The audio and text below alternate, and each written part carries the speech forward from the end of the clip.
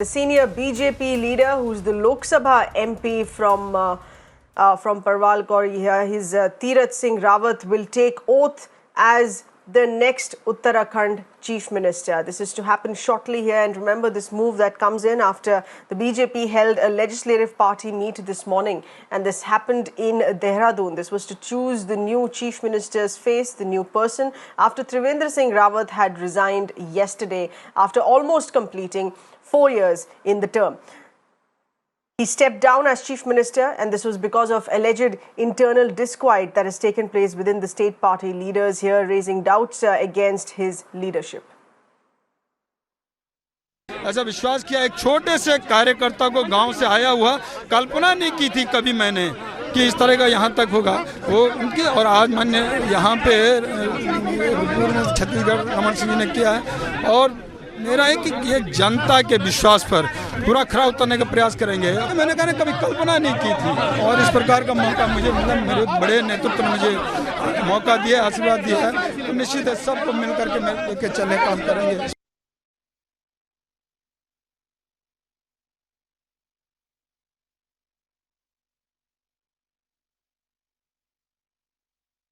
And let's get you a bit on the sequence of events of why this happened here suddenly. Remember, there's just one more year left for the government to complete its five-year term in the state of Uttarakhand there. But Trivendra Singh Rawat there had stepped down just yesterday. There was perception that he was inaccessible. So there was disgruntlement amongst his own colleagues, his own ministers, MLAs against him, the habit of taking decisions without consulting any party MLAs here. He announced the new administrative decision without consulting the cabinet. And then the BJP started feeling that they will lose the polls next year. So these are some of the reasons here, basis speculation here, which is out. Uttarakhand. Yes, we're getting you latest images here of the oath-taking ceremony, which has just started. He's there with the state governor here, and this is a process now, which is. अपने कर्तव्यों का श्रद्धापूर्वक और शुद्ध अंतःकरण से निर्वहन करूंगा, तथा मैं भय या पक्षपात के बिना सभी प्रकार के लोगों के संविधान और विधि के अनुसार मैं तीरथ सिंह रावत ईश्वर की शपथ लेता हूं कि मुख्यमंत्री के रूप में मेरे विचार के लिए लाया जाएगा अथवा मुझे ज्ञात होगा उसे किसी व्यक्ति या व्यक्तियों को तब के सिवाय, जबकि ऐसे मुख्यमंत्री के रूप में अपने कर्तव्यों के सम्यक निर्वहन के लिए ऐसा करना अपेक्षित हो, मैं प्रत्यक्ष अथवा अप्रत्यक्ष रूप से संसूचित या प्रकट नहीं करूंगा।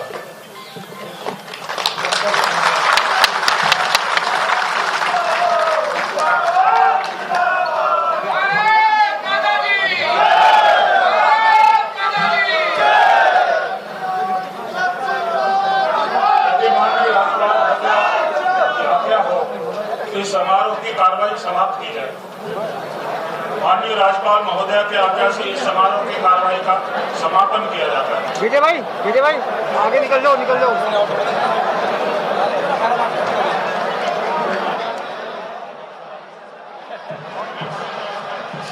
And the oath-taking ceremony there in the presence of the state governor, which has just concluded here. Remember, he has been brought in from the centre. He's currently the Lok Sabha MP at Pauri Garhwal, and he's been brought in with the agreement and acceptance of all the other party MLAs here. This was with respect to questions that were raised against the former Chief Minister, specifically with respect to his manner of functioning. There is stability for the state BJP government here. This is not a state government which is facing a crisis, but it was inter-party conflict here. The BJP continues to sit on a very stable number of 56 MLAs there in the 70-member state assembly of Uttarakhand. They have a new face, a new Chief Minister who's currently the Lok Sabha MP. Those technicalities there would be worked out as well. But largely an acceptable face here, Tirath Singh Rawat, an acceptable face across all BJP MLAs members there in agreeing that he should be the next state Chief Minister of Uttarakhand. This is just 1 year left of the state government in power of the 5-year term, and he would be completing that.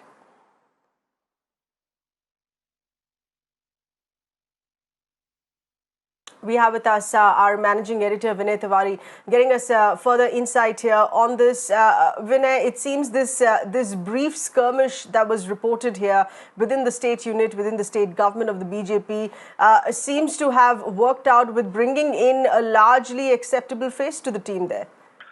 Yes, I mean, look, Tirath Singh Rawat has been a state party president in Uttarakhand for several years, in fact, more than 2 years or so. So he's somebody that does, enjoy some sense of support within the legislative party as well as the larger party, even the non-legislative party as well. So he knows people personally. He's widely accepted as a face, and also fulfills a very important criteria in Uttarakhand, sir, which is very politically relevant, which is that the parties usually need to choose between the Garhwal and the Kumaon regions. I mean, the state is split down the middle.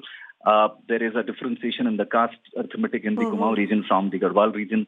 And Mr. Trivendra Singh Rawat was from the Garhwal region. So obviously, the replacement had to come from maybe the politically slightly more important Garhwal region, and that's what seems to have happened. I think what the other lesson is that unlike Mr. Trivendra Singh Rawat, who had a perception of somebody who was inaccessible, and who would not consult any of his party colleagues in taking major decisions, Tirath Singh Rawat is somebody who's been considered amenable. He's a more open guy. The MLA seemed to be happier with him. And that was one reason why he was chosen as the party president about 6 to 7 years ago. And I think the biggest example of the difference of personalities was when Trivendra Singh Rawat took a very important decision, which was to actually split the Pauri Garhwal division into two administrative divisions without even knowing about it. I think that was the BJP make this change quickly and virtually overnight. Right. Also, Vinay, the task at hand now for the new Chief Minister here, this is also keeping in mind in the build-up to the State Assembly elections, which would be due after only 1 year, which is, of course, in keeping the flock together, in keeping the team together, satisfied to move ahead perhaps under his leadership itself for the next elections. In fact, that's one reason why the BJP moved very, very swiftly on this. I mean,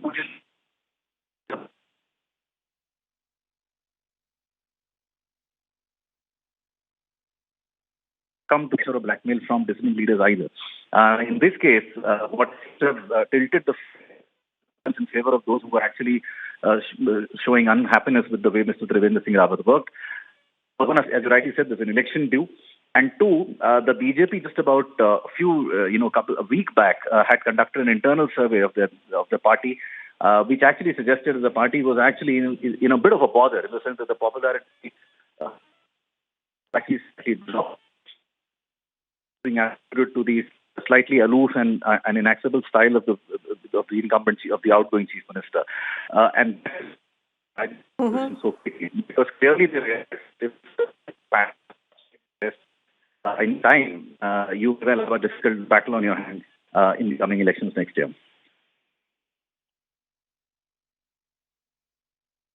Right. And as far as the disgruntled unit here within the BJP, of course, we're going to be further weighing in here on those developments. I'm afraid we'll have to leave it at that because this is a bad audio connect. We've also gotten disconnected here.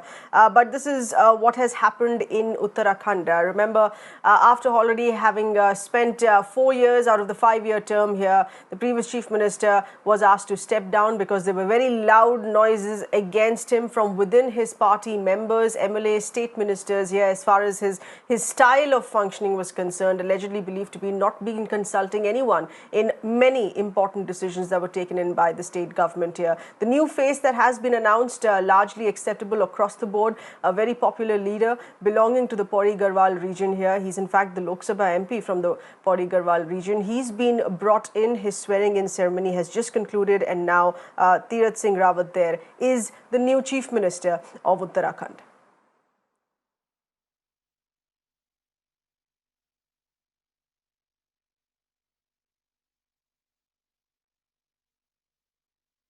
And while we continue to play out those images here for you, it's also important to keep in mind here on what lies ahead is one more year left for this state government to complete its 5-year term. It's also going to be preparation time as far as building up to the next set of assembly elections there in Uttarakhand. But talking more importantly about for the BJP now to importantly being focused on keeping its team together, whether or not this has worked out as a brief rude shock here on how this has also played out in the public stage. Vinay Tewari reconnected with us here as we're continuing to further get in a weigh in on what's really played out and what's the fallout moving ahead for the BJP here as well. Vinay, as we were asking, we were talking about here for the big takeaways for the BJP state unit per se in Uttarakhand. There were disgruntled elements. There were also those who were former Congress leaders who defected and then joined BJP to form this new government here as well.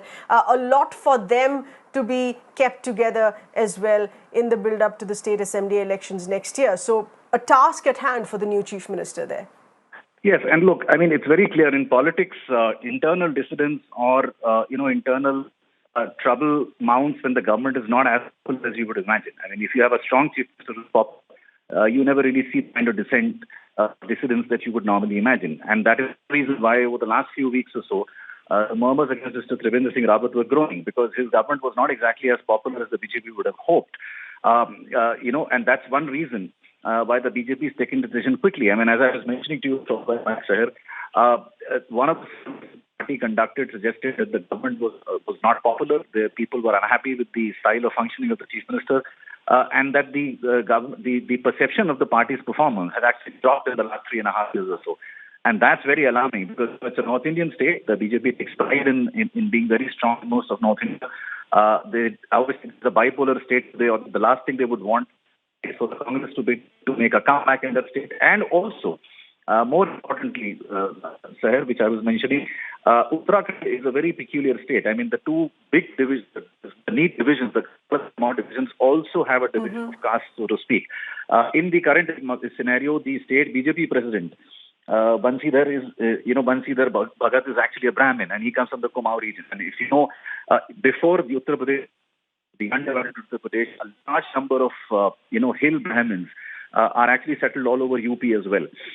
So in places like Lucknow or in other cities, you will find a lot of the Uttarakhand Brahmins who actually stay there.